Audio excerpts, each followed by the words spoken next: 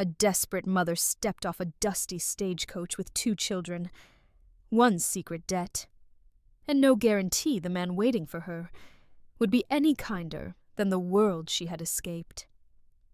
Welcome to a powerful Western story about cowboys, frontier love, a mother's sacrifice, human kindness, and the healing power of compassion in a hard land. If you believe in stories with heart, please like, comment, share, subscribe, and stay until the last line. The wind outside didn't just blow, it hunted. It cut down from the Bighorn Mountains, cold and sharp as a newly ground axe.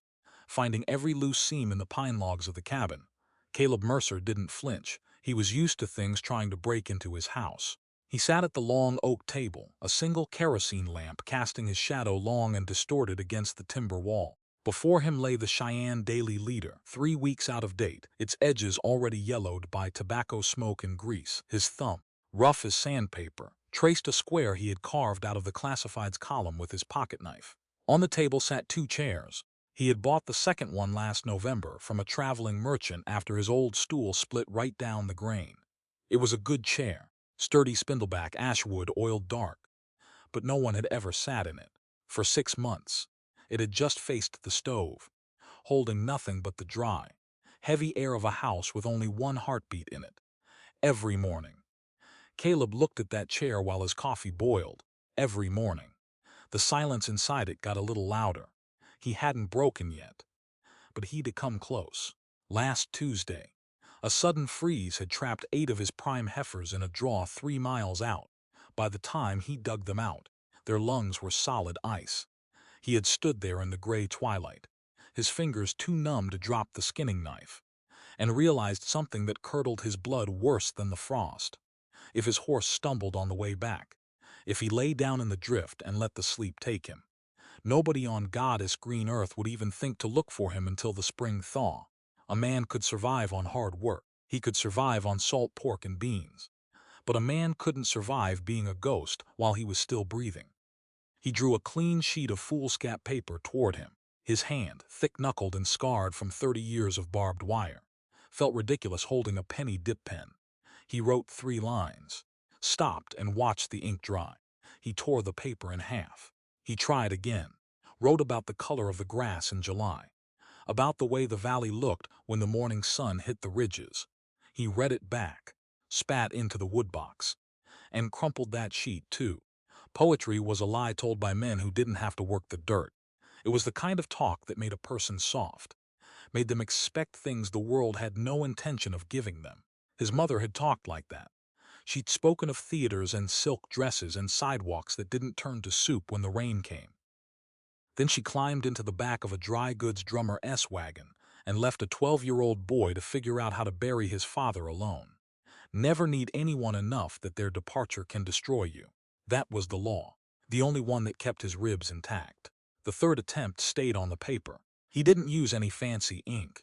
He just put down the facts, plain and heavy as iron fence posts. Broken Spur Ranch, 60 miles west of Ridgeline. Wyoming, 300 head of cattle, good water. Log house, sound roof, 4 rooms. I require a woman of good character and strong constitution, must know how to salt meat, bake bread, and handle a team if the weather turns. No dynamic required. This is an agreement for labor and upkeep. Caleb Mercer.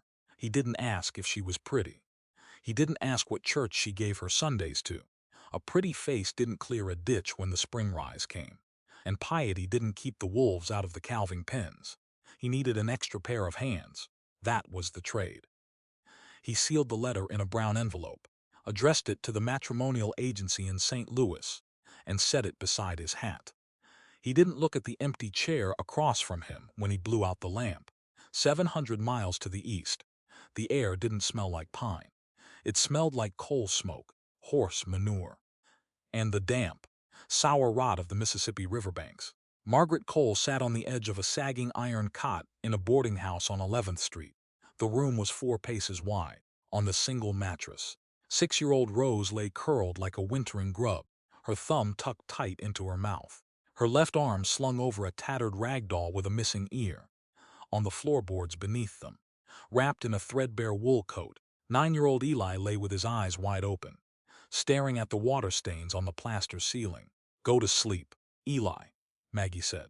Her voice was low, flat, stripped of the music it used to have when she lived in the big brick house on Lafayette Avenue. "The floor's hard," the boy whispered. He didn't complain. He just stated it, the way an old man states the weather.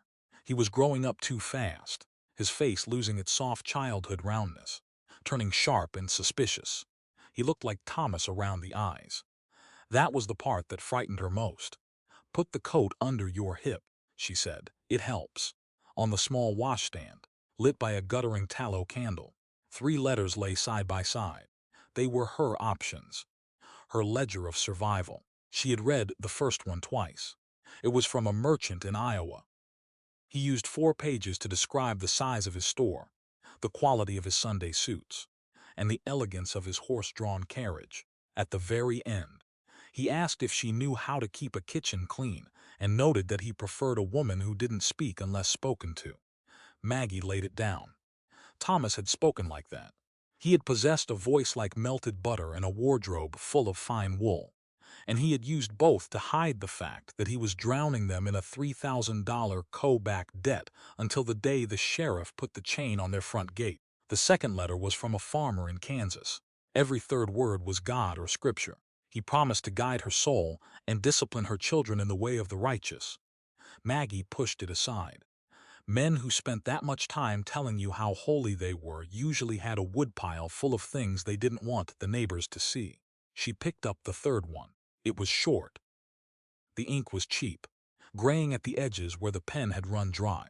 "I require a woman of good character. This is an agreement for labor and upkeep."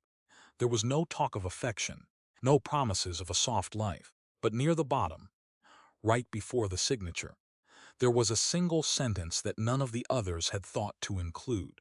"Can you describe the health of your children?" He didn't ask if they were quiet. He didn't ask if they would be a burden on his larders. He just wanted to know if they were healthy enough to stand the high country. Pragmatic, Maggie murmured to the dark room. She wasn't looking for a husband. She was looking for a fortress.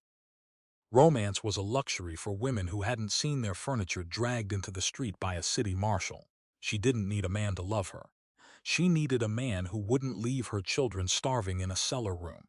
She reached under the mattress and pulled out a small, flat tin box. Inside was her past. A gold wedding band she hadn't been able to bring herself to pawn yet, a lock of Rose's baby hair, and a single sheet of blue paper with a legal seal. It was a demand notice from Victor Crane, 1/840 remaining on Thomas's notes. Crane wasn't a common street collector. He wore silk ties and carried his threats in clean envelopes.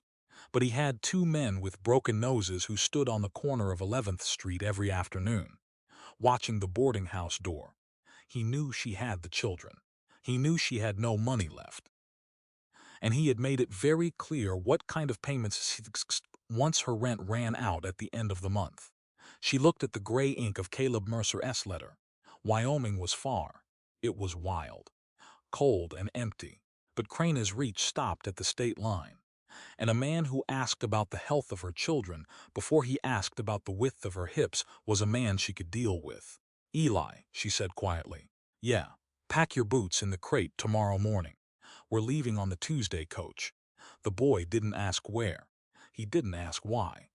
He just turned over on his side, his small shoulders tensing under the coat. "All right," he said. The weeks passed in a blur of dust, grease-grummy station biscuits, and the constant, rhythmic jolt of the Concord stagecoach. Maggie watched the green hills of Missouri flatten into the long, gray-brown swells of Nebraska, then rise again into the high, barren sagebrush of the Wyoming Territory. By the time the coach rumbled into Ridgeline, the children looked like they were made of trail dust. Rose's dress was gray with alkali, and Eli's lips were cracked and bleeding from the dry wind. The coach groaned to a halt outside the livery stable. The driver threw down the bags with a heavy thud, the mules stamping their feet in the dirt, their breath coming in long white plumes in the sharp June air. Maggie stepped out first. her hand gripping the doorframe to keep her knees from buckling. The air here didn't feel like air. It felt like thin ice. It hit the back of her throat, clean and sharp, making her lungs ache. She pulled Rose down beside her, the little girl clutching her doll so hard the fabric head was distorted. Eli climbed down without help, his small boots hitting the dirt with a solid slap. He didn't look at the town. He looked straight ahead, his jaw set, his eyes scanning the horizon like a scout expecting an ambush. A man was standing by the corner of the dry goods store. He didn't move toward them. He just stood there, his hands tucked into his gun belt, a heavy canvas coat buttoned to his chin. His hat was pulled low, casting his face in dark shadow. But Maggie could see the gray in his beard and the hard, flat line of his mouth. He didn't look like a savior. He looked like a man who had spent his whole life fighting the wind and had won, but hadn't enjoyed the victory. Caleb Mercer watched the woman adjust her shawl. She was thinner than he'd expected, her face pale under the dust. But she didn't have the soft, drooping look of the city women he remembered.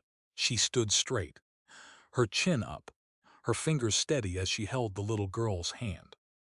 He looked at the boy. The kid was staring right back at him, his feet apart, his hands tucked into his pockets, his gaze steady as a surveyor's chain. Caleb took a slow breath, his chest rising against the stiff canvas of his coat. He walked forward, his boots crunching in the gravel. "Mrs. Cole," he said. His voice was rough, like gravel shifting in a bucket. "Mr. Mercer," she replied. Her voice didn't shake. That was good. He looked down at the two small wooden trunks by the coach wheel. "That all you brought?" "Everything we need," she said. Caleb nodded once. He didn't offer her his hand. He didn't tell her she looked well after the trip.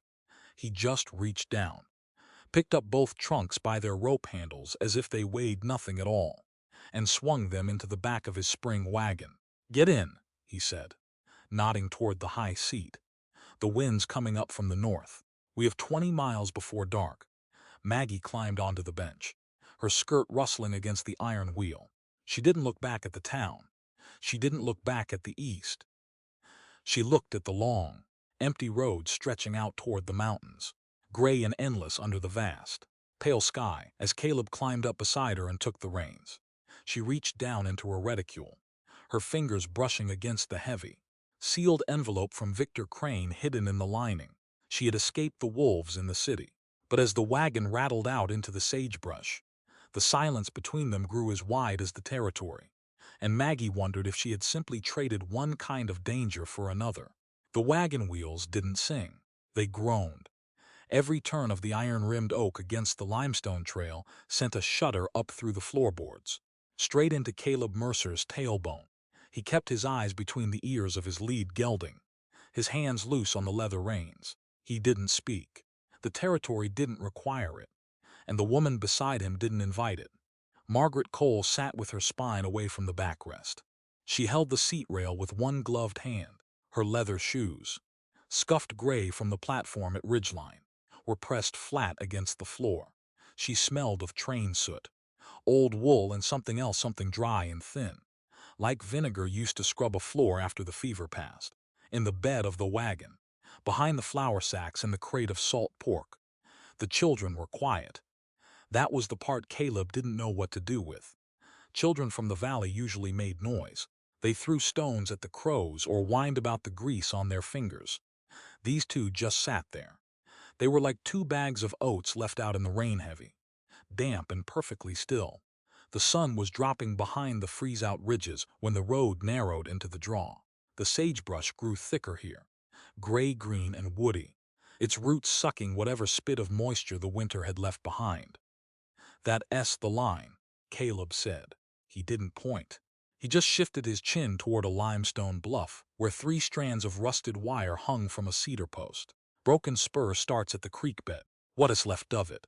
Margaret turned her head. Her bonnet hissed against her collar. She looked at the wire. She looked at the dry sand where the water should have been running. "The wire is down," she said. "Cattle don't care about lines when they're thirsty," Caleb said. "They go where the smell is. A man spends half his life putting up wire, and the other half watching it rot. That's the first thing the country teaches you. Nothing stays where you put it. Some things do, she said. Caleb flicked the reins. The horses didn't quicken. They just lowered their heads and pulled. Only the rocks, he muttered. The house didn't look like much from the ridge. It was 4 rooms of square-hewn pine, the mud chinking between the logs cracking like dried meat. The roof was sod and cedar shake, weighted down with river stones so the spring gales wouldn't lift it off the plate.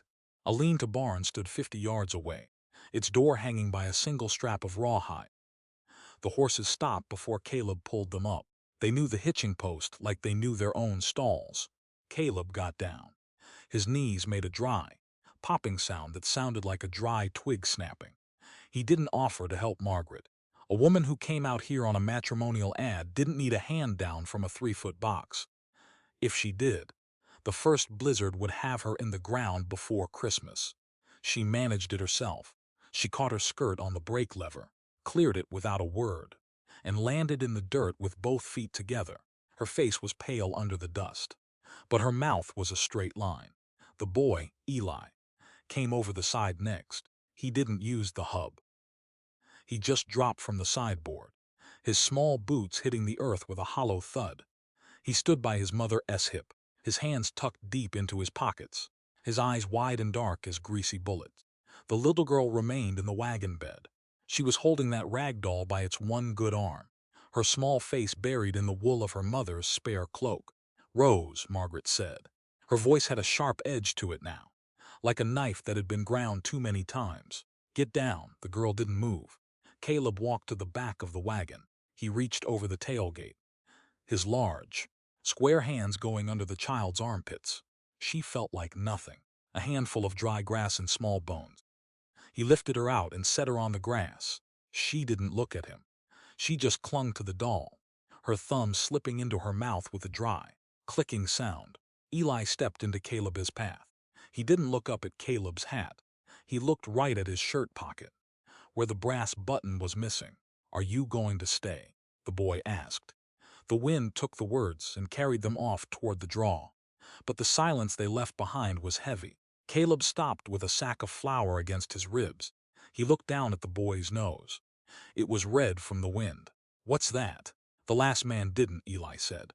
"He didn't blink. He had 3 horses and a blue wagon. He said he was going to stay until the corn came up. Then he went away in the night." "Eli," Margaret said, her voice dropping an octave. Caleb didn't look at her. He kept his eyes on the boy. "This isn't corn country," he said. "Corn needs rain, and rain don't like Wyoming. I've been here 12 years. The house hasn't moved. The barn hasn't moved.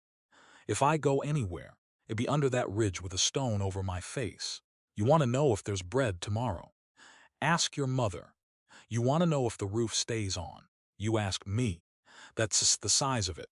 The boy chewed on his inside cheek. He didn't say he was satisfied, but he stepped back 3 inches. That was enough for Caleb. The kitchen inside was cold. It smelled of old grease, chicory coffee, and the pine oil Caleb had used to wipe down the table the night before. The stove was a 6-burner iron piece he'd hauled from the railhead at Laramie 5 years back. It was the only thing in the room that looked like it cost money. "The wood's in the box," Caleb said, setting the trunks by the door. "The water's in the barrel by the stoop. It's sweet water, but you have to boil it if the moss is high in the creek. I'll be in the barn until dark." Margaret looked at the table. She looked at the 2 chairs facing each other. "We'll need a third," she said. "There's a 3-legged stool in the lean-to." Caleb said from the door, "It needs a wedge in the tenon if you don't want to go over backward. I'll get to it when the horses are fed. I can wedge a chair." "Mr. Mercer," she said. Caleb paused. His hand was on the latch. He looked at her fingers. They were small, the nails trimmed short and clean, but the skin around the knuckles was red. "A loose wedge is worse than no wedge at all," he said. "It gives you a false sense of things being tight until you put your weight down. Everything out here has to be driven home till the wood groans. Remember that." He went out and shut the door. The latch made a heavy, iron clink that felt like a key turning in a lock. The supper was salt pork, fried hard till the fat ran clear, and cold biscuits from the Ridgeline Bakery. They ate in the gray light of a single candle. Caleb didn't light the lamp. Kerosene was 40 cents a gallon at Herschel's, and a man didn't waste oil on food he already knew the taste of. The children ate with their fingers, their eyes darting around the log walls every time a timber creaked. When the plates were scraped, Caleb cleared his throat. He didn't look at the children. He looked right at the space between Margaret's eyebrows. "We'll put the terms down now," he said, "before the betting's laid." Margaret set her fork down. It made a sharp, silver sound against the tin plate. "Go on, I put it in the letter." "But letters are paper. Paper burns," Caleb said. He leaned his forearms on the table. They were thick as fence posts, covered in dark, coarse hair. "This is an arrangement. I don't expect you to be my mother, and I don't expect you to be a girl from a social. You keep the kitchen. You wash the wool. You handle the garden when the frost goes. I provide the house, the beef, and 2 suits of wool for the children every winter. There is no other dynamic here." The little girl, Rose, dropped her doll. It hit the floorboards with a soft, rag-stuffed thump. Eli picked it up instantly, his eyes jumping to Caleb's face like he expected a blow. Caleb didn't move. "I don't have soft words in me, Mrs. Cole. I had them once, and they didn't pay the interest on the note.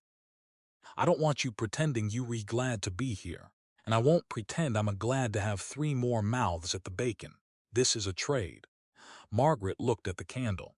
The wick was splitting, the flame dancing in the draft from the floorboards. "That suits me," she said. Her voice was level, almost cold. "A man who talks about love usually wants something he hasn't paid for. I had my fill of beautiful words, Mr. Mercer. They don't keep the rain out." "Good," Caleb said. "But I have my own term," she said. She leaned forward now, her face coming into the small circle of yellow light. "You have the right to work my hands until they bleed. That's the trade. But you do not have the right to look at my children like they are strays from the brush. If they are in this house, they belong in this house. You don't tell them they re-eating another man's bread, and you don't make them feel small for needing a roof." Caleb's jaw tightened. A muscle in his cheek twitched twice. He looked at Eli, who was watching him with that same hard, measuring look his father must have had when the cards were running bad. "A dog knows its own kennel," Caleb said quietly. "If they're here, they're here. I don't grudge a beast its corn if it pulls its weight." "They aren't beasts," she said. "Everything out here is a beast, Mrs. Cole," Caleb said, standing up so fast the table jarred. "Some of us just know the name of the tool we're using. The girl can sleep in the lean-to room behind the kitchen. The boy stays with you behind the canvas. I'll be in the loft above the horses." He didn't wait for her to answer. He took his hat from the peg, pulled it low until his eyes disappeared, and went out into the dark. The wind had died down, but the air was bitter now. Caleb walked across the hard-packed dirt of the yard, his boots making a regular, crunching rhythm. He didn't look at the stars. The stars were beautiful, but they didn't give a damn about the price of beef or the crack in a man's ribs. He climbed the ladder to the hayloft, his hands finding the smooth, grease-darkened rungs by feel alone. He lay down on the horse blankets, his boots still on, his coat buttoned to the chin. Through the gaps in the floorboards, he could hear the geldings shifting in their stalls below. They blew through their noses, their big hooves stamping the straw. It was a good sound. Honest, a horse didn't tell you it liked you. It just pulled when you hit it with the leather, and it kicked when you got too close to its hocks. He lay there for 10 minutes, staring at the pitch-dark rafters. Then he heard it. It was a thin, whistling sound, coming from the house. A child's cry, but small, muffled by a hand or a blanket. It wasn't the boy. The boy wouldn't cry if you skinned him. It was the little one. Rose. Caleb sat up. The hay rustled under his hip. His shoulder hit a pine rafter, and a shower of dry bark fell into his hair. "Leave it," he told himself. "It's the woman's business. She's paid to handle the kitchen and the children." He lay back down. The crying went on. It didn't get louder, but it didn't stop. It was like water dripping from a bad flume, not enough to drown you, but enough to keep you from forgetting the wood was rotting. He swung his legs over the edge of the loft and found the ladder.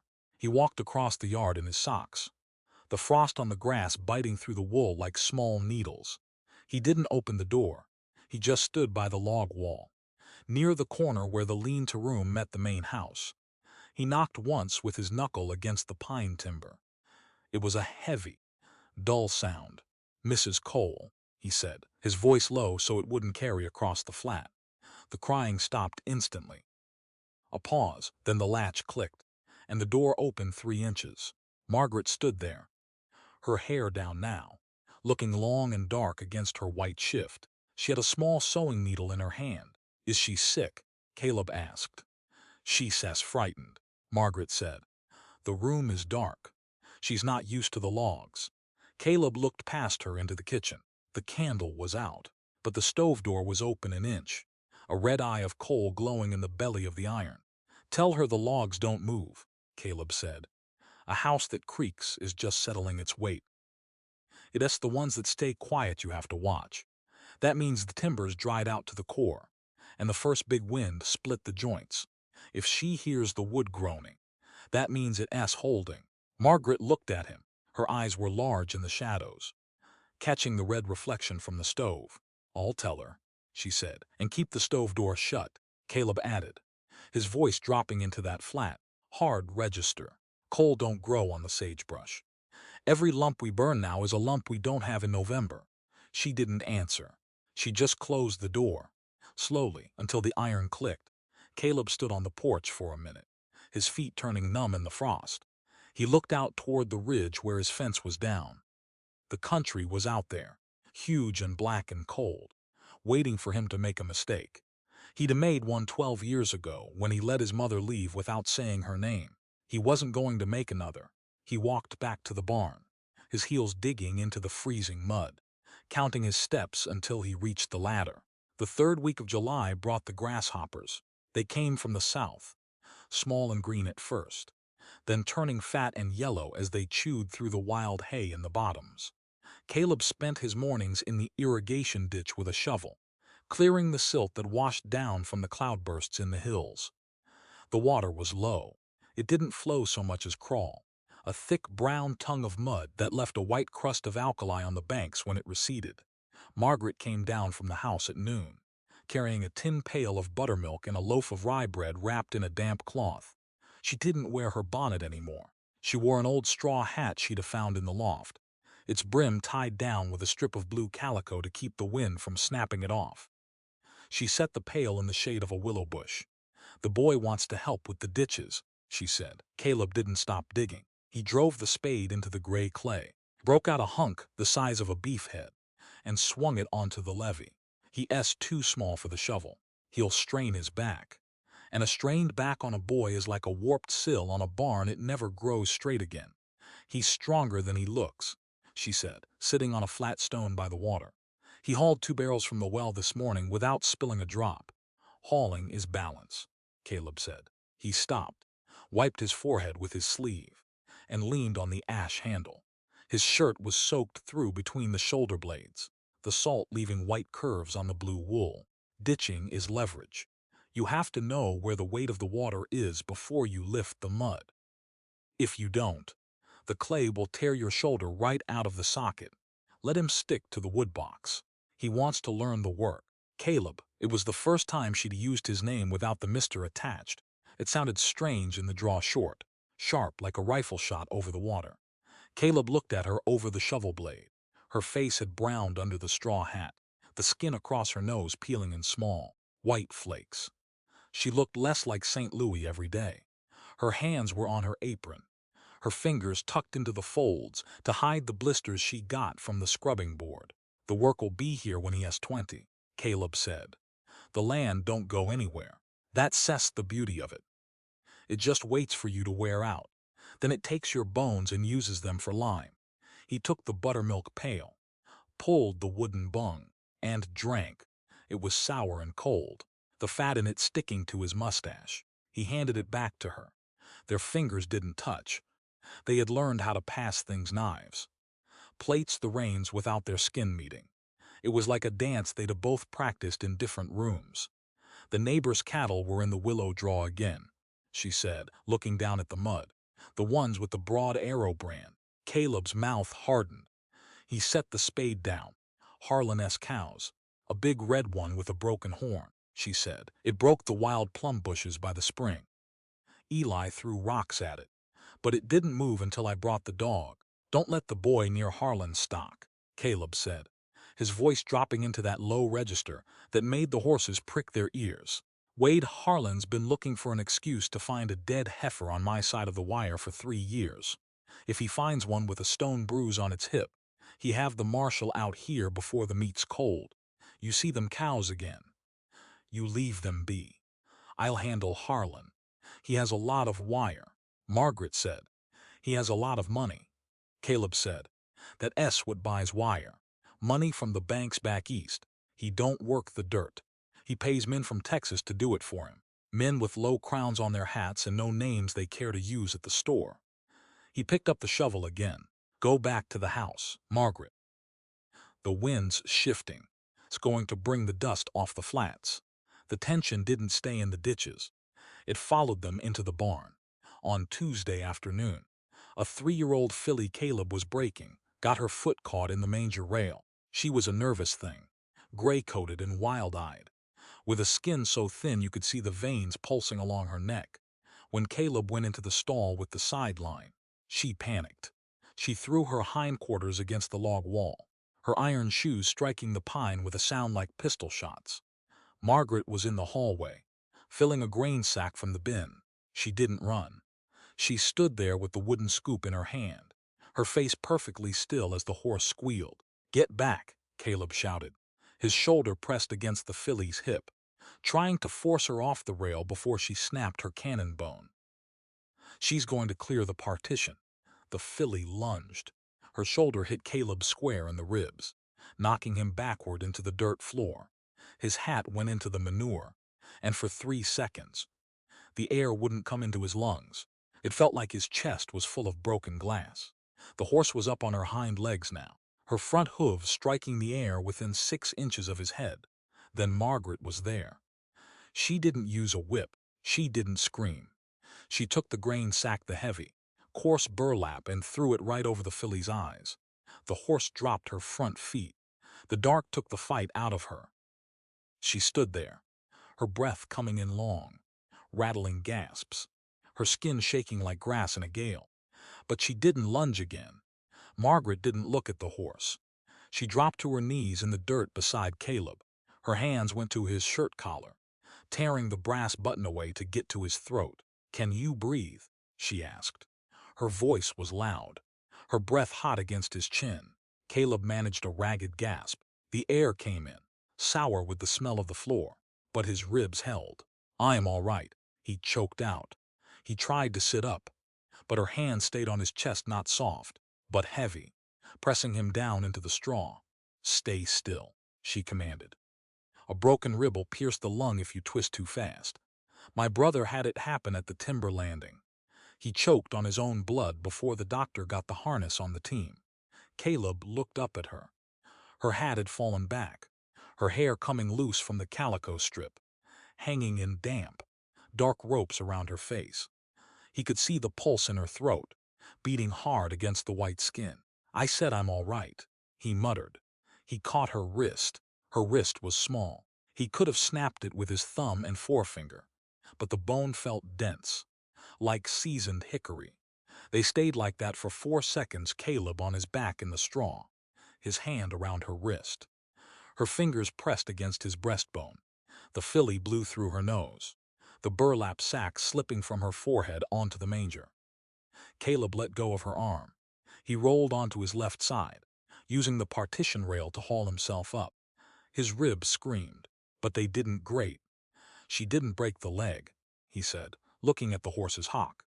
That's the main thing. A horse with a broken leg is just 40 pounds of hide and a hole in the ground. Margaret stood up, brushing the straw from her apron with sharp, angry strokes. Her hands were shaking now, the adrenaline leaving her skin gray around the lips. Is that all you think about? The hide, that's what keeps the store bills paid, Caleb said.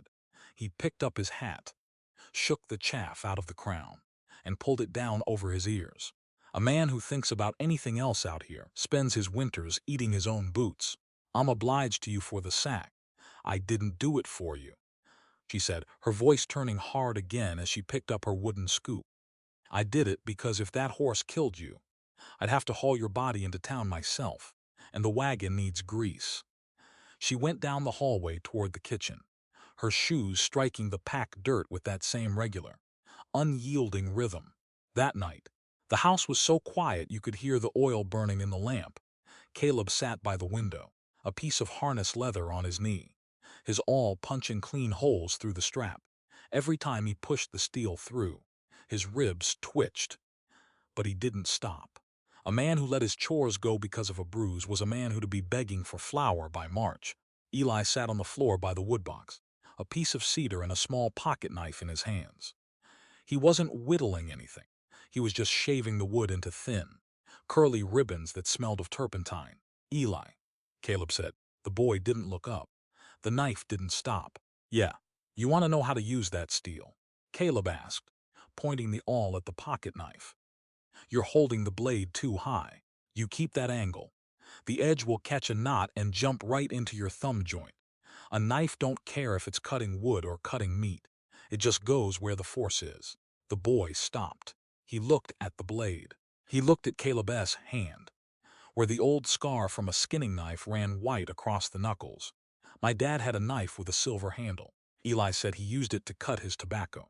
A silver handle don't make the steel any better, Caleb said. Usually means the manufacturer spent his money on the garnish because the temper in the iron was soft. You want a tool that works. You look at the spine. If it's thick enough to take the hammer, it'll take the stone. Eli looked down at his cedar stick. He lowered the back of the blade until it was almost flat against the wood, then drew it down. A long, perfect ribbon of red cedar curled over his thumb and fell into the box. He didn't say thank you. He just kept shaving. From the kitchen, the low, steady hum of Margaret's spinning wheel went on and on. A rhythmic whir-click. Whir-click that sounded like a clock ticking down the hours. Caleb looked at the second chair across the table. It was still empty, but through the canvas partition, he could see the shadow of the little girl's doll sitting on the shelf, its one-eared head tilted toward the light. He went back to his leather. The needle went in. The waxed thread followed. And out on the flats, a coyote gave its short, sharp bark to the moon. Caleb didn't look up. The wall was between him and the dark. And, for now, the wood was holding. The road into Ridgeline didn't have a tree to its name. It was just 10 miles of ruts cut into the alkali, white as flour and twice as dry. By the time the wagon hit the town limits, the dust had settled into the grease of the axle boxes, making them squeal like stuck pigs. Caleb pulled the team up outside Herschel General Store. He hitched the geldings to the iron rail with a double half-hitch, snapping the leather tight. You don't leave a horse loose in town, he said to Eli, who was watching from the seat. Not even a gentle one. A stray dog or lapping newspapers all it takes. A horse doesn't think about tomorrow. It thinks about right now. And if right now looks dangerous, it'll run through a storefront to get away from it. Remember that. The boy nodded. He climbed down, his small boots disappearing into the white dust of the street. Margaret adjusted her shawl. She'd spent the morning brushing her gray wool dress, but the trail had won anyway. She had a line of white dust across her cheekbone that looked like grease paint. Her chin was up, though it was always up when she neared the town. The interior of Herschel smelled of brine, dried apples, and unwashed wool. It was dark after the glare of the flats. Herschel sat behind the counter, his spectacles hanging by a cord around his fat neck. He didn't move when the latch clicked. He just shifted his plug of tobacco from his left cheek to his right. Mercer, the storekeeper said. Herschel, Caleb replied. He set his grocery list on the counter. I need 50 pounds of salt flour, a firkin of lard, and 3 boxes of centerfire cartridges, the 44s. Herschel looked over his glasses at Margaret. He didn't take his hat off. Here you took a wife. Caleb, didn't think you had the coin for the matrimonial fees. The fees are paid, Caleb said. His voice was flat as a pine board. The paperwork's at the county seat. The flour. Herschel, at the back of the store, near the bolts of calico. 3 women were sitting on the low benches. One of them was Margaret Ames. Her husband owned the bank that held the mortgage on the livery and 2/3 of the water rights along the Chugwater. She had an unspotted straw bonnet and fingers that had never seen a lye bucket. The women stopped talking when Margaret Cole walked toward the dry goods side. The silence in the store got thin, like the ice on a stock tank in October. Mrs. Ames stood up. She didn't approach. She just drifted, her silk skirts making a dry hiss-hiss against the floorboards. Mrs. Mercer, the banker's wife said. The name came out of her mouth like she was tasting sour milk. We were wondering when Caleb would bring you in. The town has been curious. Margaret Cole stopped by a pile of heavy denim overalls. She didn't lower her eyes. There isn't much to see. Mrs. Ames, dust and hard work look the same on everyone. I suppose they do, Mrs. Ames said, her eyes traveling down Margaret's sleeve to the frayed cuff where the braid had come loose, though some are more accustomed to it than others. I remember Thomas Cole. He came through Cheyenne 5 years ago on a legal matter for the railroad. A very elegant man. He had a gold watch chain that could have hitched a team. Margaret didn't blink. Her left hand went into the fold of her apron, her fingers tightening until the skin across her knuckles went yellow. An elegant man isn't always a useful one, Mrs. Ames. A gold chain doesn't hold a roof against the wind. No, the banker's wife said, her voice dropping into a sweet, poisonous register. But it usually means the bills are paid. My husband tells me there are still inquiries coming from the capital regarding Mr. Cole's estate. It must be a relief to be out here in the sagebrush, where the law takes so long to ride. Caleb stood by the flour scale. He heard every word. His hand went to his pocket knife, his thumb tracing the brass bolster. Not your fight, the voice inside him said. It's a transaction. You paid for her hands, not her past. He looked at Eli. The boy was standing by the pickle barrel, his small shoulders hunched, his face dark with a look that belonged on a 30-year-old gambler. He knew what Mrs. Ames was doing. He'd seen it before, in the parlors of St. Louis when the money ran out. Caleb didn't speak. He took his 50-pound sack of flour, swung it over his shoulder, and walked past the women out to the wagon. He didn't look back to see if Margaret was following. The ride home was longer than the ride in. The sun was right in their eyes, red and hot, cooking the grease on the harness leather until it smelled like a dead hide. Eli sat in the back with the cartridges, his thumb clicking the box lid open and shut. Click, snap, click, snap. Stop that, Caleb said without turning around. You wear the hinge out on a cardboard box. The grease gets into the primers. A damp primer means a misfire when you're relooking at a wolf. A tool you don't take care of will always fail you at the exact moment you need it to work. That's the rule. The boy stopped. The silence came back, heavy and sour with the smell of horse sweat. Those women didn't like my mother, Eli said from the bed. Town women don't like anything they didn't buy themselves, Caleb said. They look at a woman who works the dirt and they see what they be if their husbands didn't have a safe full of greenbacks. It frightens them. So they use their tongues like knives to see if the skin's as tough as it looks. Margaret sat beside him, her hands folded in her lap. She didn't look at him. You didn't say anything, Mr. Mercer. I don't waste lead on crows, Caleb said. You talk back to a woman like Margaret Ames. You give her something to chew on until next court day. You keep your mouth shut. She's just barking at the wind. The wind don't care about the bark. Sometimes, Margaret said, her voice small and tight against the rattle of the wheels. The bark hurts anyway. Caleb flicked the lines over the gelding's rumps. Out here, Margaret. If it don't leave a scar that stops the muscle from working, it don't count as hurt. You remember that. And the town won't ever touch you. The sun was gone when they reached the home creek.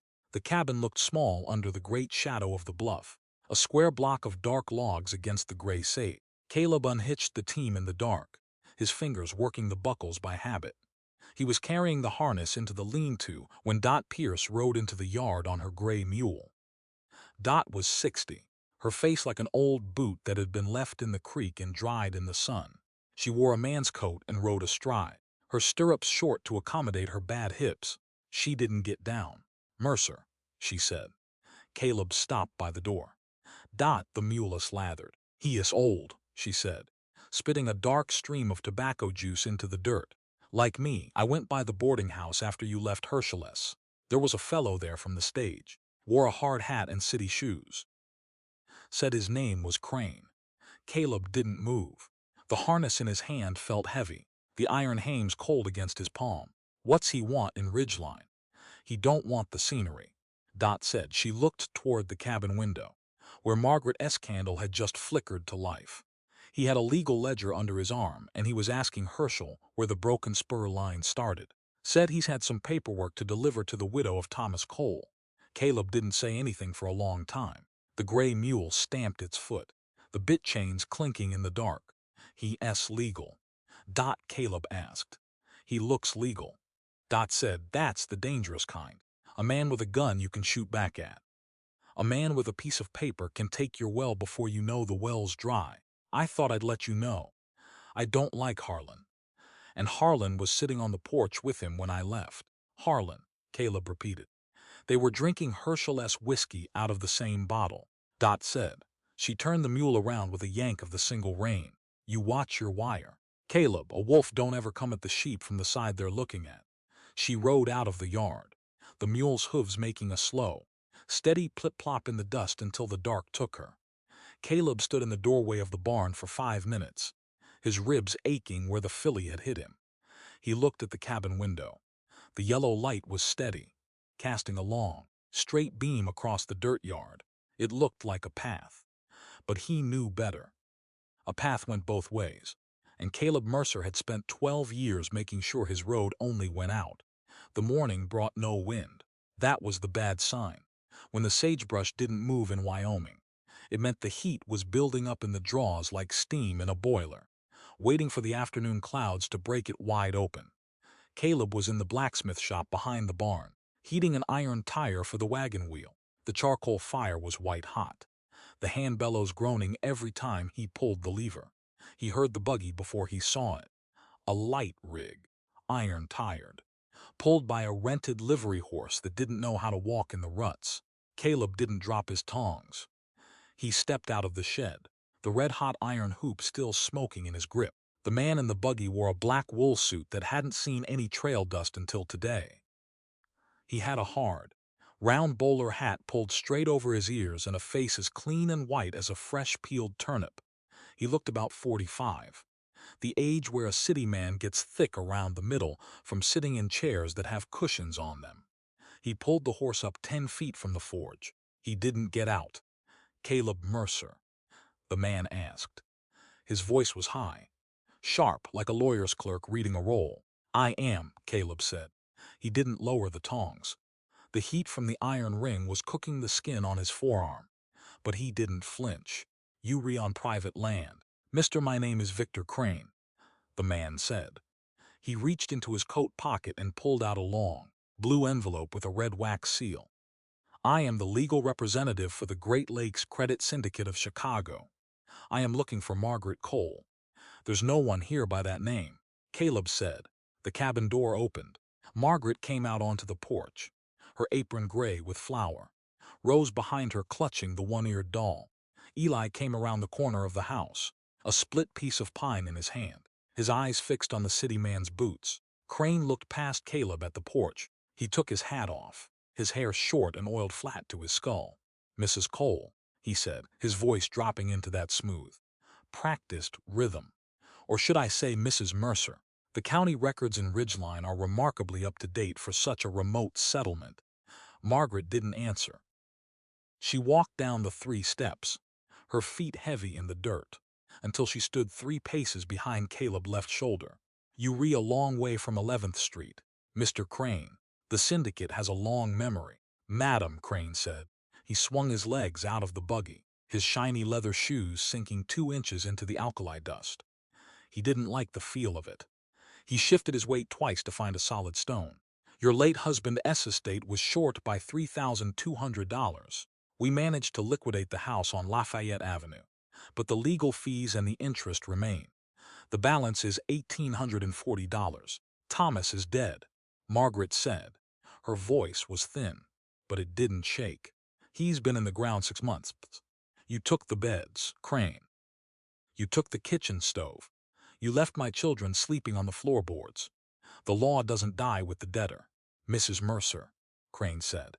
He held out the blue envelope. He didn't offer it to her. He offered it to Caleb. And under the statutes of this territory, a husband assumes the liabilities of the wife upon completion of the marriage contract. This is a lien against the land and the stock of the Broken Spur Ranch. Caleb didn't take the paper. He let the tongs drop. The iron tire hit the dirt with a dull thud, the red glow dying instantly as the alkali choked the heat out of it. "Let me see that," Caleb said. He took the envelope. His fingers left black grease marks on the clean linen paper. He read the lines, the legal terms, the descriptions of his land, the numbers cut into the margin. At the very bottom, beneath the judge's signature, was another name written in a big, looping hand. Wade Harlan, witness and co-holder. Caleb looked up at Crane. His eyes were small, like two holes poked in a leather hide. "Harlan bought this note. Mr. Harlan is a major shareholder in our regional operation," Crane said, adjusting his collar. "He has an interest in seeing the credit of this valley kept clean. He has suggested a compromise.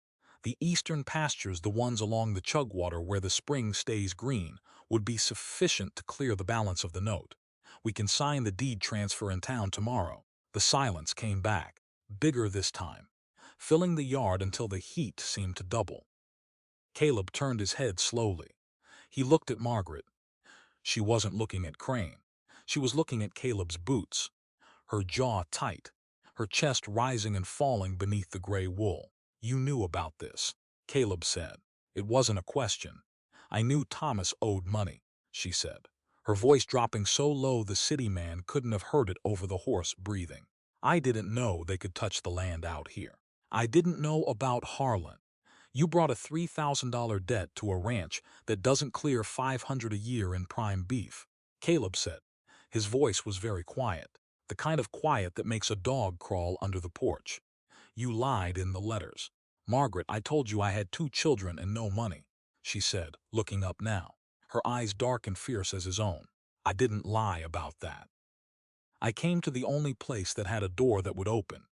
If I stayed in the city, Crane would have had my kids in the asylum by winter. I did what I had to do to keep them out of the ditch. Through my wire," Caleb said. Crane cleared his throat, a sharp paper dry sound. "Gentlemen and lady, the legalities are quite clear.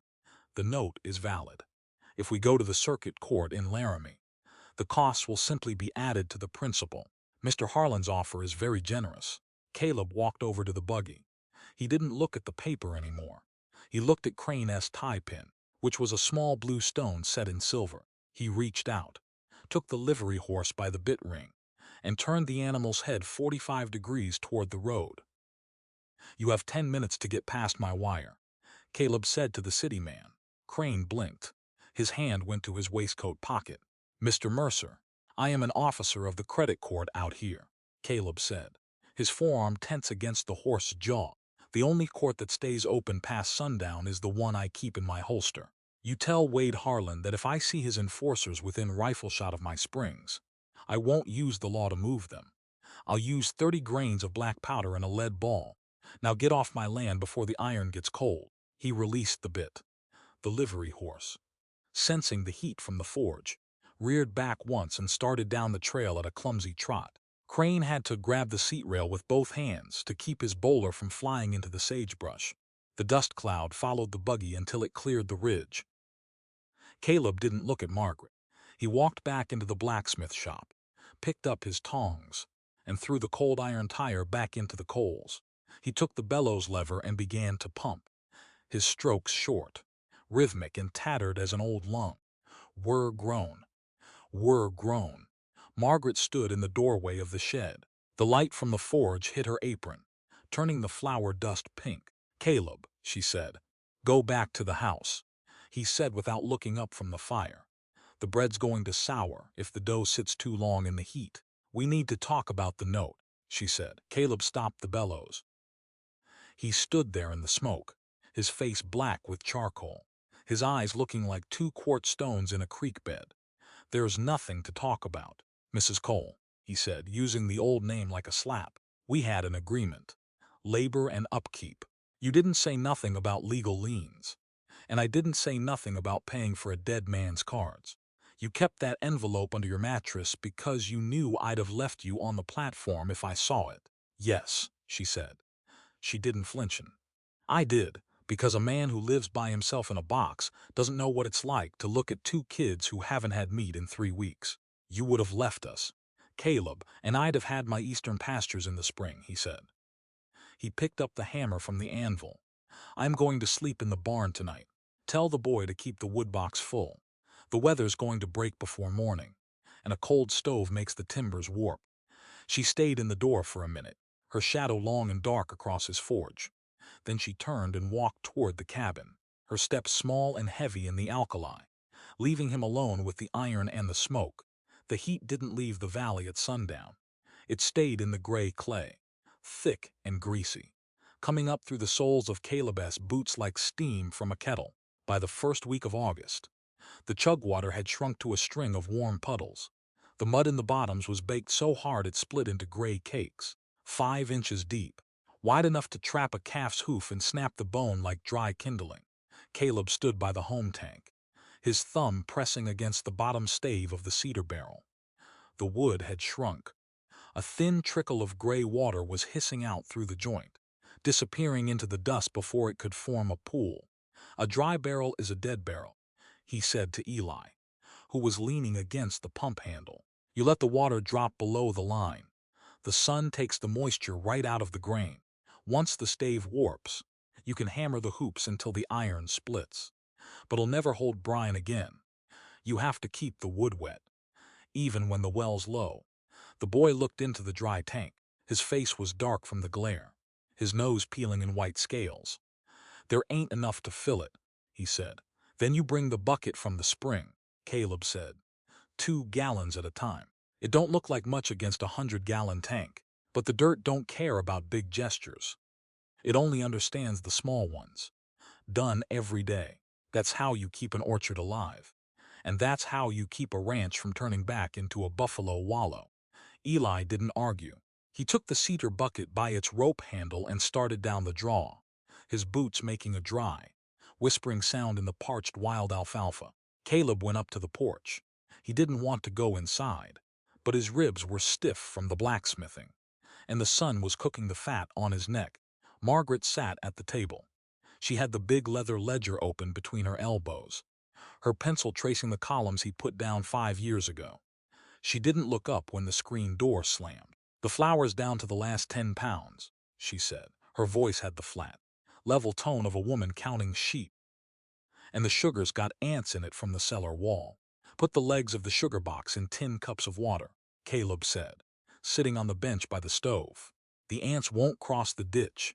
That's the first thing my father learned when he brought the wagon across the Platte. A pest don't have much brain, but it knows when it's going to drown. We owe Herschel $16 for the lard, she said, her pencil tapping the page. Tap, tap, tap. And the interest on the Laramie note is due on the 15th. $32.40. I have the cattle, Caleb said. Harlan's men are riding the high ridge, she said, looking at him now. Her eyes were large, gray and clear as creek ice. Eli saw them yesterday from the timberline. 3 of them. They had a pack horse and 2 rolls of smooth wire. Caleb's hand went to his chin, his beard rough against his palm.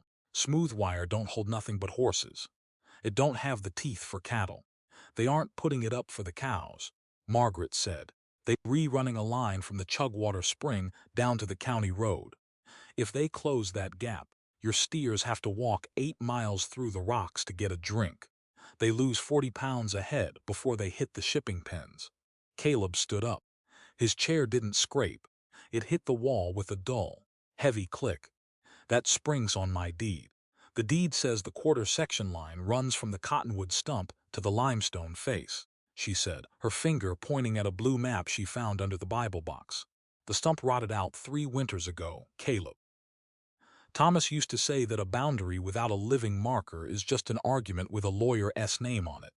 Harlan knows the town won't send a surveyor out here for $32. Caleb walked over to the table. He looked at her finger. It was small, the skin around the nail rough from lye, but it was rock steady on the map.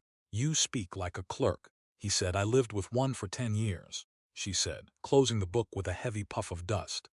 He wasn't much for a shovel, but he knew how a piece of paper could take a house out from under a woman while she was cooking breakfast. I spent 3 months watching men in black coats count the spoons in my drawer, Mr. Mercer. I know what a line looks like when it's drawn by a pen. Caleb leaned over the table. His shadow fell over her face, dark and broad as a barn door. Why didn't you stay there? If you knew the law so well. Because the law don't feed you, she said. She stood up too, her face within 6 inches of his beard. She didn't look down. It just tells you why you hungry. I wanted a place where the work mattered more than the signature. But you risk busy keeping your rule. Caleb, you can't see that Harlan's using your own loneliness to squeeze the life out of this creek. My rule kept me alive, he growled. It kept you alone, she said. That's not the same thing. A dead pine tree stays standing for 20 years, but it don't leave no seed in the dirt. She took the flour bin and went into the pantry, the wood door shutting between them with a sharp, clean snap. The cloudburst hit at 3 o'clock. It didn't start with a drizzle. It started with a roar in the hills, the sky turning the color of a greasy kettle before it opened up. The rain didn't fall. It drove horizontal and hard as birdshot, tearing the last green leaves off the cottonwoods. Caleb was in the corral when the ditch broke. The wall of water came down the draw, 2 feet high, carrying dead sagebrush, old bones, and the fence posts from the eastern line. The steers began to mill, their big sides bumping against the pine rails, their horns clashing with a sound like dry firewood breaking. Get them into the upper field, Caleb shouted to Eli, who was shivering under a piece of canvas by the shed. The gate opened the top latch. The boy ran into the mud, his boots slipping in the red clay. He reached for the cedar pole, but the weight of the water was already against the lower rail. The gate was jammed. Caleb started across the yard, but his boots caught in the wash. He went down on his knees, the cold water rushing over his thighs, the rocks bruising his shins through the leather. Then Margaret was there. She had her gray wool dress tucked into her belt, her bare legs red from the mud. She didn't try to lift the pole. She took Caleb's broadaxe from the chopping block and swung it 3 times against the cedar hinge. The wood split with a loud crack, and the gate went down into the wash, the steers rushing through the gap toward the high ground like gray water out of a flume. Caleb got to his feet. He was shaking from the cold, his shirt clinging to his ribs like a wet skin. He walked over to where she stood, the axe still in her hand, her hair plastered to her skull by the rain. The axe is ruined, he said, pointing at the nick in the steel blade where she hit a gravel stone in the log. You don't strike iron with a splitting tool. It takes the temper out of the center grain. Margaret looked at the axe. She looked at the cattle, who were already standing safe on the limestone ridge above the water. The steers are alive, she said, her breath coming short and white in the cold air. An axe can be ground on the stone. Caleb, a dead steer don't grow another hide. Caleb looked from the tool to her eyes. They were dark with the storm, but there was a light in them that wasn't there when she got off the stagecoach. It was the look of a person who had fought the country and found out she had teeth of her own. Get the little one, he said, his voice dropping into that flat, quiet register. The cabin roof's going to leak by the chimney if the mud chinking gives way. We need the tins under the rafters. I already put them there, she said, turning toward the house. Before the first clap came. I know when a storm's got weight in it. Caleb stood in the mud for a minute, the rain running down his neck. He looked at the split gate. He looked at the ridge. For 12 years, he'd been the only man on the broken spur who knew how to handle a crisis. He prided himself on it. But as he picked up the ruined axe, he realized the wood didn't feel as heavy as it used to. The mud dried in 48 hours. leaving the road to Ridgeland white and cracked like an old plate. Caleb rode the bay gelding in alone on Thursday morning. He didn't take the wagon. A man on a horse could move faster if he met someone on the wire line he didn't care to talk to. He stopped outside Pierce boarding house. The gray mule was tied to the porch post, its head down, its eyes half closed against the flies. Dot was on the porch, a tin tin of boiling water between her knees, plucking a scalded chicken. The smell of wet feathers was heavy in the damp air. "Mercer," she said without looking up. Her thumb ripped a handful of white down from the breast. "You look like you've been dragged through a flume." "The ditch broke," Caleb said, staying in the saddle. "Harlan S. men are running wire across the Chugwater Spring." Dot spat a brown stream of tobacco into the rose bushes. "They run it yesterday.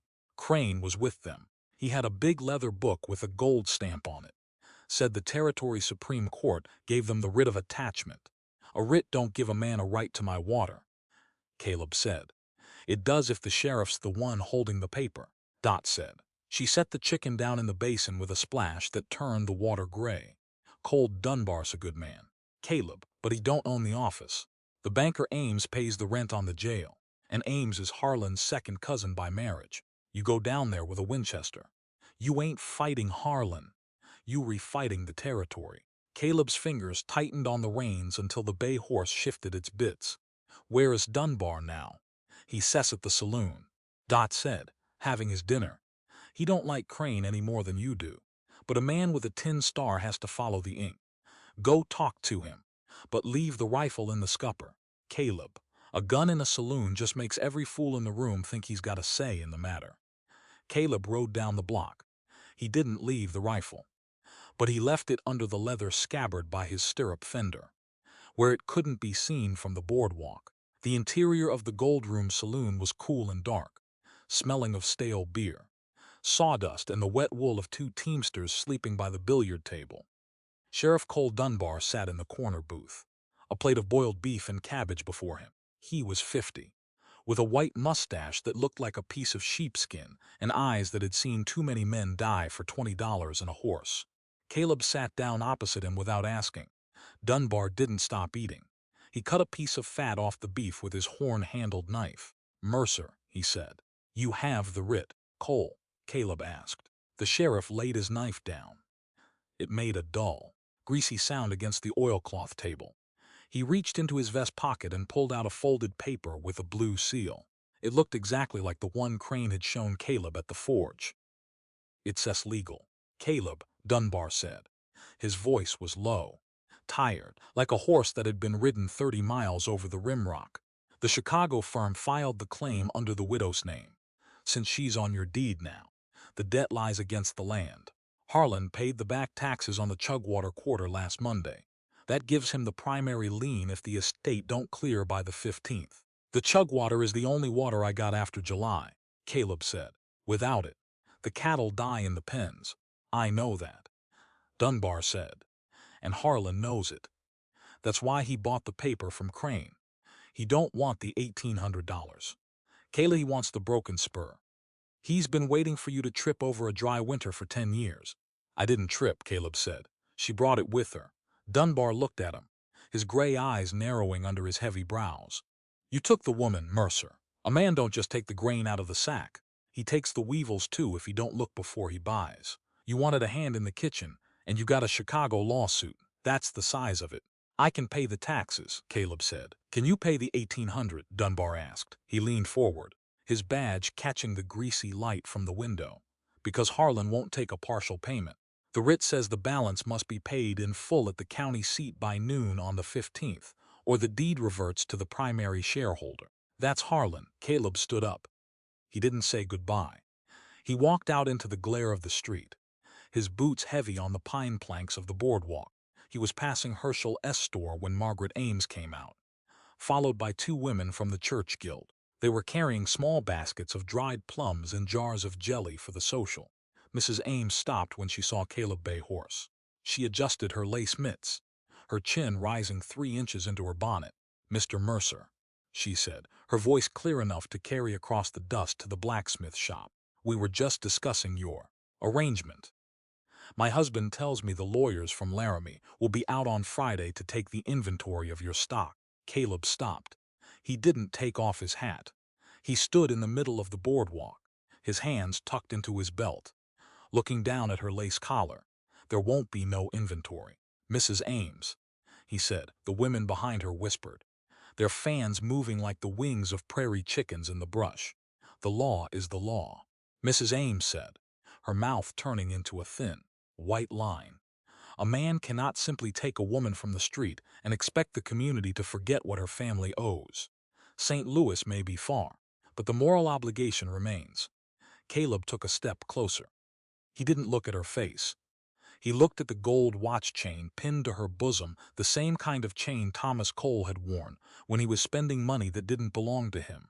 You talk about the community, Mrs. Ames, Caleb said, his voice dropping into that flat, iron register that made the ladies stop their fans. But I don't see none of you out in the draw when the water's red with silt. I don't see your husband holding the axe when the gate goes down. Margaret Cole's been in this valley 3 weeks, and she's done more for the Broken Spur than all the bank ledgers in Cheyenne.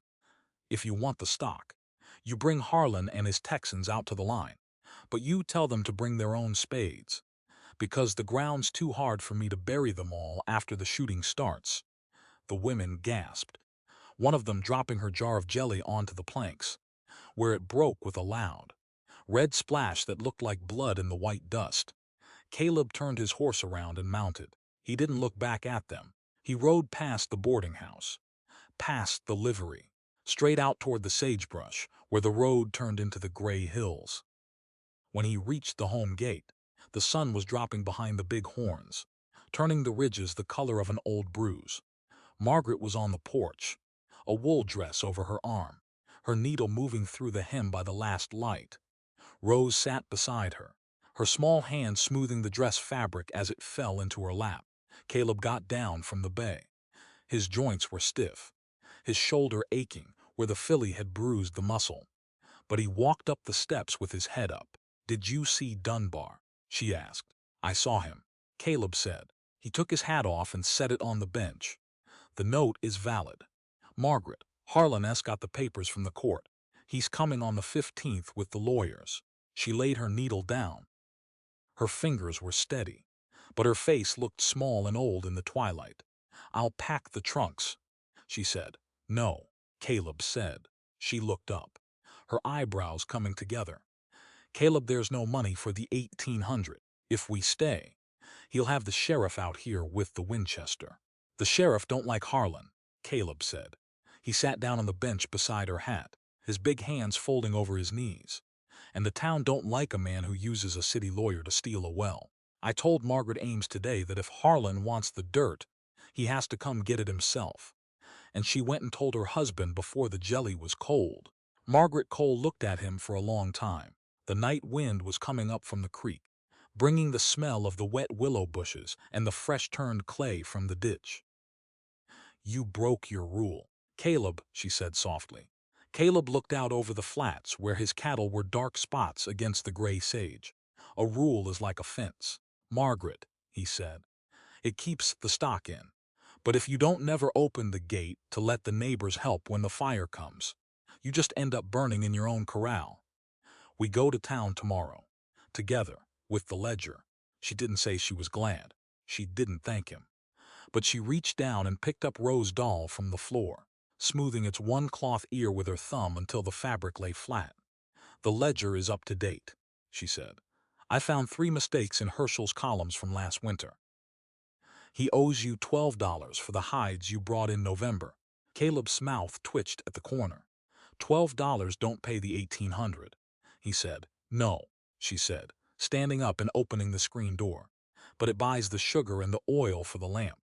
And out here, Mr. Mercer, you don't look at the size of the mountain until you've cleared the gravel out of your own shoe." She went in, and the kitchen lamp flickered once before it burned bright, casting 2 shadows through the window onto the dark timber yard. The heat didn't care about the calendar. By the 2nd week of August, the sun was just an iron plate in the sky, baking the ridge until the pine needles turned to powder under a man's heel. Caleb found the boy by the old line cabin. 3 miles from the home wells. Eli was sitting on the tongue of a broken hay rake, his pocket knife out, his eyes fixed on the gray gelding he'd hitched to the fence rail. The horse was a 4-year-old named Gerald. He had a white stripe down his nose and a habit of biting the wood when he was bored. He wasn't a gentle horse. He was just lazy until he saw something he didn't like, and then he'd kick the spokes out of a wheel before you could find the brake. "You're too far from the house," Caleb said.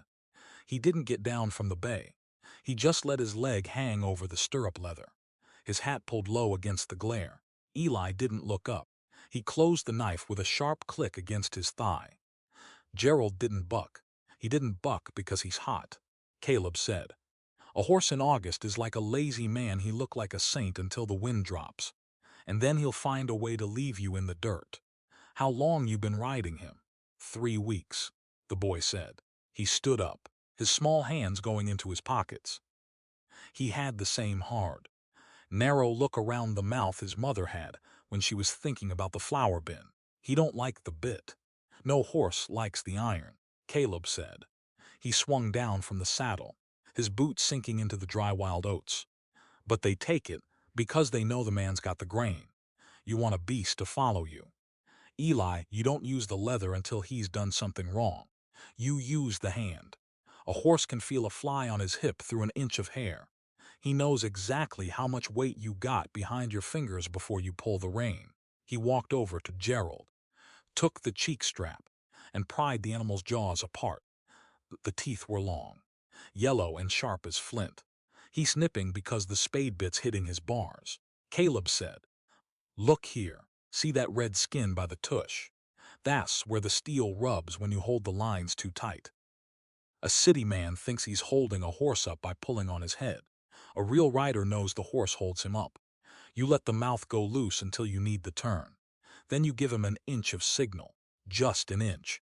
Eli came closer. His boots were gray with the alkali dust, the soles worn thin at the heel. He looked at the horse's mouth, then at Caleb's fingers. "My dad didn't ride like that." "Your dad lived where the streets had stone on them," Caleb said. "A town horse has a soft life and a hard mouth. Out here, if a horse has a hard mouth, you'll find yourself at the bottom of a coulee with your neck broke before the sun goes down. The country don't leave no room for mistakes with the leather." The boy chewed his inside lip. He reached out and touched Gerald's nose, his small fingers steady against the white stripe. "Why you teaching me?" Caleb stopped. He looked at the ridge where Harlan's wire was waiting. "Because you're here," he said. "And a man who don't know how to handle his stock is just a burden on the kitchen. This ranch needs people who can ride the line without losing their saddle. You want to stay. You learn the iron." "Is it our ranch?"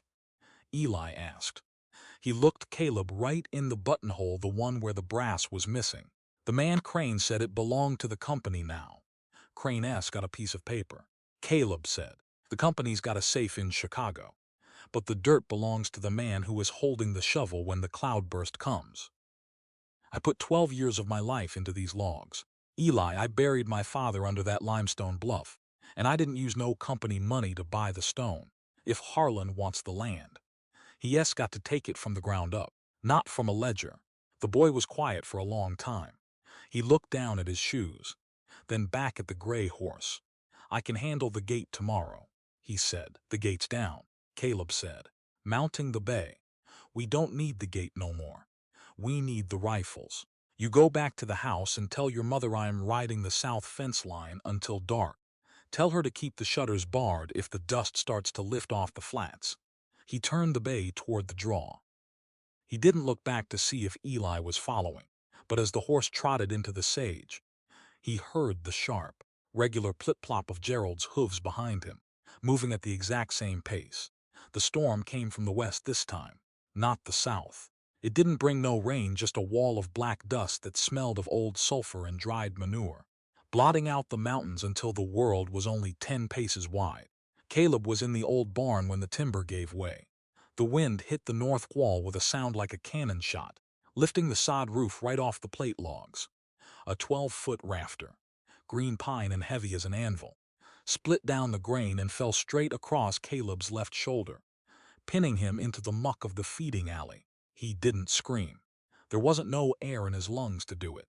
The world went gray, then red, then black as a coal sack. When he opened his eyes, the dust was in his throat, thick as flour. He tried to roll onto his side, but his ribs grated like two stones in a hopper. His left arm was numb, the fingers cold where they lay in the straw. Caleb, the voice came through the roar of the wind, thin and sharp as a tin whistle. Margaret was in the alley. She had her wool shawl tied around her mouth, her eyes red from the grit. She didn't have no lantern. The wind would have blown the wick out before she cleared the kitchen stoop. She had the broadaxe in her hands. She dropped to her knees beside the log. "Stay still," she gasped, her face within 3 inches of his beard, the plate still shifting. "Get the lever," Caleb choked out. The blood was tasting salt in his mouth. Under the oats bin. The ash pole. She didn't look for the pole. She took the broadaxe and drove the blade right under the rafter where it met the mudsill. She didn't use her arms. She put her whole weight, all 90 pounds of her, onto the hickory handle, using the anvil block for a fulcrum. The log lifted 2 inches, just enough for Caleb to drag his leg out of the drift. He rolled onto his right side, his chest screaming as the broken ribs found the muscle. He got his back against the partition wall, his breath coming in short, rattling wheezes. Margaret dropped the axe. She sat down in the straw beside him, her hair completely loose now, gray with the trail dust that was sifting through the broken roof. "You a fool," she said. Her voice was shaking, but her hands were steady as she tore a strip from her apron to wipe the blood off his chin. "You stayed out here to watch the horses when the roof was already groaning. A horse is $40. Caleb said, his head back against the pine timber. "A man can't buy another team if the barn goes down on them. A horse don't keep the stove hot," she said, her fingers tightening around his collar. "A horse don't teach the boy how to hold the line. You built this place like a fort, Caleb, but you forgot that a fort's just a cage if you the only one inside holding the key." Caleb closed his eyes. The pain in his ribs was a steady, throbbing heat, but the cold from the ground was coming up through his trousers. "We had an agreement. Margaret, labor and upkeep.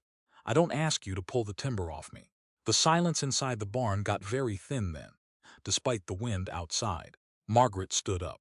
She didn't use the axe to help herself. She just stood straight, her skirt covered in stable filth, her face looking like it was carved out of the limestone on the bluff. "The agreement is dead. Mercer," she said. Her voice had the same flat, tinned register it had when she first got off the stagecoach at Ridgeline. "You paid for my hands, and I gave them to you. But I didn't agree to watch a man die in the muck just so he could keep his heart clean of needing someone. You want a servant. You go back to the matrimonial paper. I'm going to the house to get the kids." She walked down the alley, the screen of dust closing behind her before she hit the door latch. She didn't leave that night. The wind was too high for the team, and the gray mule had gone lame in the hocks from the flying gravel for 3 days. The house was as quiet as a church cellar. Margaret did the cooking. She washed the plates. She mended Eli's shirt by the window, but she didn't look at the space between Caleb's eyebrows. When she passed him the bread, she set it on the table first, letting the wood take the weight before he could touch the tin. It was the old rule, the fatal one. He'd had driven it into the logs on their first night, and now she was living by it, perfectly, until the air inside the cabin felt like ice before a freeze. On Sunday evening, Eli came into the smithy. Caleb was sitting on the bench by the dead forge, his left arm bound tight to his ribs with a linen sheet. He had his pocket knife out, trying to scrape the rust off a harness buckle with one hand. The boy stood by the door frame, his hands in his pockets. "Mother's crying," he said. Caleb didn't stop the knife. Scrape, scrape. "She's thinking about the road." "She's not thinking about the road," Eli said. He walked over and stood right in front of the anvil, his face dark in the shadow of the chimney. "She's crying because you told her she was just the upkeep. She's crying the way she did when the marshal took the piano out of the parlor in St. Louis." Caleb laid the buckle down. The steel made a sharp, heavy clink against the iron anvil face. "A piano don't belong in the sagebrush." "Eli, it wasn't the piano. the boy said, his voice rising just an octave. It was the fact that nobody asked her if she wanted to keep it. My dad just gave it away to pay for his tickets. And you're doing the same thing. You re-giving her away to keep your pastures. Caleb stood up. It took him a long time, his ribs pulling at the linen sheet until he had to catch his breath through his teeth. He walked across the dirt floor until he was looking down at the boy's nose. "You think I want Harlan to have this creek?" Caleb asked. "I don't know." Eli said, his eyes perfectly steady up against Caleb's shirt. "You don't say nothing. You just stay out here with the iron." Caleb didn't answer. He took his hat from the peg with his right hand, pulled it low until the brim touched his eyebrows, and walked across the yard to the house. The kitchen was dark except for the light from the stove door. Margaret was at the table, her hands flat on the white oilcloth, her head down. She didn't move when the latch clicked. Caleb sat down in the second chair, the one he'd bought from the traveling merchant that had stayed empty for 6 months. It made a dry, groaning sound under his weight. "I said the wrong thing," Caleb said. His voice was rough, like gravel shifting in a bucket after the rain. "In the barn. I said it because I was scared." Margaret didn't look up. Her fingers didn't move on the cloth. "A man like you don't get scared." "Caleb, I've been scared for 20 years, he said. He looked at the stove, where the red coals were dying down to gray ash. "My mother left when the wind was just like this. Slipped out the back while my father was fixing the corral gate. I spent 2 weeks waiting on that ridge, thinking every gray horse was her coming back with the wagon. I built this place so nothing could get out, Margaret, but I built it so nothing could get in. Neither." He reached his right hand across the table. His palm was black with charcoal, the skin rough as an old cedar shingle. "I don't want the eastern pastures without the children," he said, "and I don't want the kitchen without you. It ain't the agreement no more. It says the home. If you give me the time, I'll prove the line holds." Margaret Cole looked at his hand. She looked at his face, where the charcoal lines were mixed with the white lines of his old scars. Slowly, her fingers moved across the oilcloth until her wrist was under his thumb. Her skin was warm. It wasn't soft, she'd been scrubbing the lard pots for 3 weeks, but it felt solid, like the seasoned pine they used for the main sills. "The 15th is Friday, Caleb," she said. Her voice was very low, but the ice was gone out of it. "Harlan's going to bring the sheriff. Let him bring the county," Caleb said, his thumb closing around her wrist with a grip that driven the wood home. "We got the ledger, and we got the rifles. And for the first time in 12 years, Margaret, the door on this house is going to open from the inside, through the canvas partition." The little girl gave a short, quiet sigh in her sleep, her rag doll falling off the cot onto the floorboards. Neither of them picked it up. The dark was still out there on the flats, huge and cold and empty, but inside the log wall, the flame had finally caught the wood. The 15th of August didn't bring no clouds. The morning came on pale and thin, the color of a greasy nickel, before the sun hit the rimrock and turned the whole valley into an oven. Caleb sat on the porch bench, a small oilstone in his right hand. He was drawing the edge of his pocket knife down the gray rock, slow and regular. Whir slick, whir slick. His left arm was still bound to his ribs under his canvas coat, but he didn't lean against the logs. A man leaning is a man waiting to be pushed. "You don't sharpen a blade by pressing hard," he said to Eli, who was sitting on the top step with his boots in the dust. "You let the weight of the steel do the work against the grit. If you force it, you just create a wire edge. It looks sharp for one cut. Then it rolls over like soft lead the minute it hits a pine knot. A true edge takes patience. It says the same with a man. You find out what he's made of when the grinding gets slow." The boy didn't look back at the stone. He was looking at the dust cloud rising over the south ridge. "They are coming," he said. 2 rigs. A light buggy in the lead, the livery horse lathered gray around the flanks, and Sheriff Dunbar riding behind on his big claybank gelding. Wade Harlan sat in the buggy seat, his white hat clean, his hands holding the leather reins with the short, tight grip of a man who owned the livery bills. Victor Crane sat beside him, the black leather ledger tucked under his elbow like a parson Bible. They pulled up 15 feet from the stoop. The claybank horse blew through its nose, its big hooves stamping the dry alfalfa until the white dust rose around Dunbar's stirrups. The sheriff didn't get down. He touched the brim of his hat to Margaret, who had come out to stand behind Caleb's right shoulder. She had her dark hair braided tight, her gray wool dress clean, her hands folded over the white apron. "Mercer," Dunbar said. His voice was low, carried on the thin air like a dry leaf. "It's noon." Wade Harlan stepped out of the buggy. His boots were fine leather, black and shiny, but the alkali caught the grease along the seams anyway. He didn't look at Caleb. He looked at the square pine timbers of the house, his eyes measuring the joints.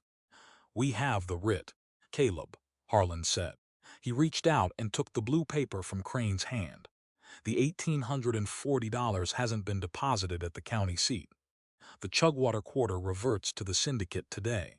We're here to sign the deed transfer for the pastures." Caleb didn't stand up. He kept his thumb on the bolster of his knife. "The note is fraud." Harlan, Crane stepped out next, his bowler hat tilted back to keep the sun off his nose. "The note bears the legal signature of Thomas Cole, Mr. Mercer, certified by the Circuit Court of Missouri. There is no fraud in a signature. A signature is just ink," Margaret said. She stepped to the edge of the porch, her small shoes coming right to the lip of the top board. She didn't look at Crane. She looked at Wade Harlan. She pulled a thin sheaf of blue papers from her apron pocket, the ones she'd taken from the flat tin box under the iron cot. "My husband didn't borrow that money from Chicago, Mr. Harlan," she said, her voice clear as a bell in the quiet drawl. "He took it from the Regional Railroad Fund when he was the clerk in Laramie 6 years ago. Your name is on the secondary ledger as the bondsman. You didn't buy this note to clear the syndicate's credit. You bought it because if the Chicago auditors looked too close at Thomas' books, they did have found your signature on the vouchers for the timberland you stole from the territory." Harlan's hand went to his waistcoat pocket, his fingers tensing against the gold watch chain. His face didn't turn red. It turned gray, the color of dry alkali. "That city talk. Woman, a dead man's word don't stand in a Wyoming court." "It ain't his word," Caleb said, standing up now. He did it slow, his ribs pulling at the linen sheet under his coat. But he stood straight. "It's the state land ledger. I sent Dot Pierce into the land office at Cheyenne on Tuesday morning with the bay horse. She had the numbers Margaret found in my record box. The Territory Supreme Court issued a stay on the writ 3 hours ago. Harlan, Sheriff Dunbar's got it in his pocket right now. He just wanted to see if you'd try to sign the deed before he showed it to you." Harlan turned his head slowly toward the claybank horse. Sheriff Dunbar reached into his vest, pulled out a long, yellow envelope with the governor's seal, and dropped it into the dust by Harlan's shiny boots. The ink changed. "Wade," Dunbar said quietly, "the stay says the Chugwater line stays where the cottonwood stump was until the federal surveyor comes out in September. You take your wire off Caleb Springs before sundown, or I'll have the marshal out from Laramie for timber fraud. You're too old for the territorial prison. Harlan, the air in the cells don't suit a man with bad lungs." Crane looked at the yellow envelope in the dirt. He didn't pick it up. He climbed back into the buggy seat, pulled his bowler down over his ears, and took the whip out of the socket. "The syndicate will review the regional accounts, Mr. Harlan," the clerk said, his voice high and thin. "We don't tolerate irregularity in the vouchers." Harlan stood in the sun for 20 seconds, his white hat casting a dark shadow over his mouth. He looked at Caleb. He looked at Margaret. Then he reached down, picked up the yellow paper from the dust, and climbed into the rig beside Crane without another word. The buggy turned so fast the iron tire scraped the paint off the sideboard, the livery horse galloping down the trail toward the ridge until the dice dust took them both. Dunbar stayed on his horse. He looked at Eli, then at the little girl, Rose, who was sitting on the woodbox with her rag doll. "You got a good lawyer, Caleb," the sheriff said, his mustache twitching at the corner. "Even if he is in the cemetery. I got a good wife." "Cole," Caleb said. Dunbar nodded once, touched his hat to Margaret, and wheeled the claybank toward the town road, his pony trotting steady through the sage. The sun went down behind the freeze-out ridge at 6 o'clock. leaving the sky the color of a wild rose against the black pine timber. Caleb sat on the porch, his boots off, his socks getting gray with the dust that came up through the floorboards. The ribs were still sore, but they didn't pull when he took his breath. Margaret came out with the coffee pot. She didn't use the tin cups tonight. She brought 2 porcelain mugs she'd kept wrapped in her winter cloak since St. Louis. They had small blue flowers painted on the rims, the handles thin as bird bones. She set his mug on the bench beside him. The boy wants to know if he can feed Gerald his grain tonight. Tell him 2 quarts, Caleb said, taking the porcelain handle in his thick, scarred fingers no more. A horse that gets too much corn when the weather's dry gets the founder in his hocks. His feet turn soft, and then you're riding a beast that's walking on needles. You have to measure the feed by the work the horse done. That's the rule. Margaret sat beside him. Her skirt rustled against his canvas coat, the wool warm against his knee. She didn't look at the road. She looked at the creek bed where the water was beginning to rise again after the cloudburst. A thin silver thread through the willows. Thomas used to say that everything could be settled with a speech, she said softly. He spent his whole life talking. Caleb, he talked the bank into the loan. He talked the neighbors into the partnership. And he talked me into thinking the brick house would always be there. But when the wind came, the words just blew away like the chaff from the thresher. Caleb took a sip of the coffee. It was hot, black and sweet with the brown sugar she'd cleaned the ants out of. Out here, Margaret, he said, the words don't count for nothing unless they got a fence post behind them. A man can say he's your friend, but if he don't show up with the spade when your ditch breaks, his talk is just noise in the brush. I didn't have no beautiful things to say to you when you got off that stagecoach. No, she said, her head dropping onto his shoulder, her hair smelling of the rye bread she'd baked for supper. You told me the house creaked and the well was low. That was the most comforting thing I ever heard, Mr. Mercer. It meant the floor was solid enough to hold the truth. Caleb put his right arm around her waist. His hand went into the fold of her apron, his fingers finding her wrist where the pulse was steady, beating hard and regular against his thumb. The little girl came out of the kitchen, her bare feet making a soft, pattering sound on the pine planks. She didn't have the rag doll by the arm anymore. She was holding it by the waist, the new porcelain doll Caleb had brought from Herschel S. tucked under her other arm. She looked at Caleb S. boots. The new sister don't have a name yet, Rose said. Caleb looked down at the little girl's nose. Ask your mother, he said, his voice dropping into that low, flat register that sounded like the wind in the pines. She's the one who handles the names in this house. I just handle the timber. Her name is Sarah, Margaret said, reaching down to take the girl's small hand. After the woman who built the first cabin on this creek. Was she lonely? Rose asked. She was until she started the garden, Margaret said. Go on inside and help Eli with the woodbox. The dark's coming up from the bottoms. The child went in, the screen door clicking shut behind her with that old, familiar iron sound. The stars came out over the big horns, small and sharp as diamond points in the deep blue vault. The air was turning cold now, the mountain winter sending its first scout down into the sagebrush draws before the August moon could turn full. Caleb looked at the second chair across the table through the cabin window. The yellow light from the lamp was hitting the ash backrest, making the grain look dark and deep as river water. It wasn't an empty chair anymore. It had a place at the board, and the wood was holding the weight. He thought about his old rule, the lonely one he'd carved out of the newspaper 3 weeks before the stagecoach brought them. He'd built his life like a lime cabin, tight and small, with just enough room for one man to keep his boots dry. He'd thought that was safety. But as he looked at the dark swells of the hills where his cattle were resting safe above the wire, he knew the country had beaten his rule anyway. It had broken his barn. It had nicked his axe. And it had forced him to open his gate to a woman who knew how to balance a ledger with her bare hands. And as he pressed his thumb against Margaret S.'s wrist in the dark, Caleb Mercer knew that losing that old safety was the only thing that had ever truly saved his life. Caleb, she whispered in the shadow of the porch roof. Yeah, the coffee's getting cold. He smiled into the dark, the muscle in his cheek loose now, the hard line of his mouth giving way to the warmth of her hair against his chin. "Then let's go inside," he said, standing up and taking her hand in his. "The stove is hot, and the wood's driven home." They went through the door together, and the latch clicked behind them, solid and sure as the territory itself. Welcome to a powerful Western story about cowboys, frontier love, a mother's sacrifice, human kindness, and the healing power of compassion in a hard land. The story you are about to read is entirely fictional. While it may draw inspiration from universal human experiences, it does not depict real people or actual events. Any perceived parallels are coincidental and should not be interpreted as deliberate representations.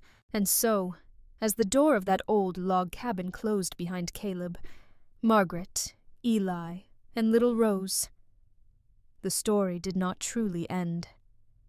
Out there beyond the porch, the Wyoming wind was still waiting. The mountains were still cold. The cattle still needed water.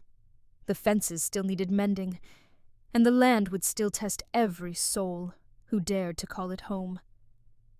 But something inside that cabin had changed. Forever. When Caleb Mercer first wrote his letter, he believed he was asking for help with chores, meals, laundry, and survival. He thought a woman's hands could make the work lighter, but he never imagined that a woman's courage could make his heart whole again. Margaret Cole came to Broken Spur Ranch not searching for romance, but for shelter.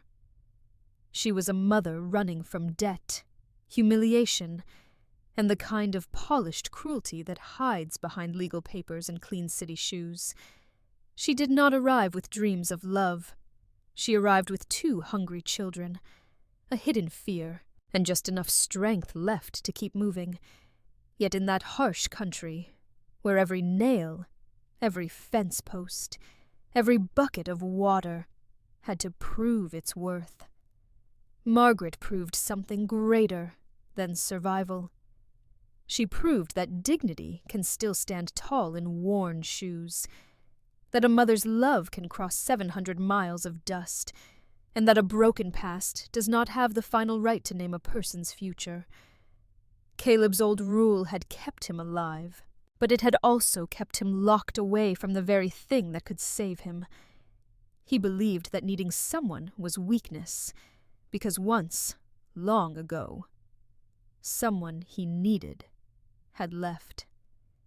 So he built his life like a fortress, strong enough to withstand wind, hunger, and winter, but too narrow to hold love. That is one of the deepest truths this story leaves us with. Sometimes the walls we build to protect ourselves become the very prison that keeps us lonely. Caleb had cattle, land, tools, and a roof over his head. But until Margaret and the children came, his house had only one heartbeat. That empty chair at his table was not just furniture. It was the shape of everything he had refused to admit he wanted. And when that chair finally became a place for another life, another voice, another soul, Caleb discovered that a home is not made by logs, stone, or law. A home is made when people choose to stay, choose to fight, and choose to carry one another when the storm becomes too heavy for one pair of shoulders. This story reminds us that real love is not always born in sieved words or candlelit promises. Sometimes love begins as duty. Sometimes it is hidden in a repaired gate, a shared ledger, a bucket carried from the spring, or a hand reaching across a table after years of silence. Caleb did not win Margaret's heart with poetry. He won it by standing beside her when the law came riding up the road. Margaret did not heal Caleb with pretty speeches. She healed him by refusing to let him die alone in the mud, by telling him the truth when his pride had made him blind, and by showing him that strength does not mean never needing anyone. Strength means knowing who is worth needing. And the children, Eli and Rose, remind us that the wounds of adults are never carried by adults alone. A child watches everything. A child remembers who leaves, who stays, who speaks harshly, and who shows up when the roof begins to fall. For Eli, Caleb became more than a hard man with a ranch. He became proof that not every man disappears in the night. For Rose, that cabin became more than a strange, creaking house in a wild land. It became a place where the dark could be explained, where the logs groaned because they were holding, and where a new doll could finally have a name. The lesson of Broken Spur Ranch is not that hardship disappears when people love each other. The lesson is that hardship becomes bearable when it is shared. The wind still blows. The debts still come. The greedy still reach for what does not belong to them. But when good people stand together, when truth is placed on the table, when courage is driven deep like a fence post in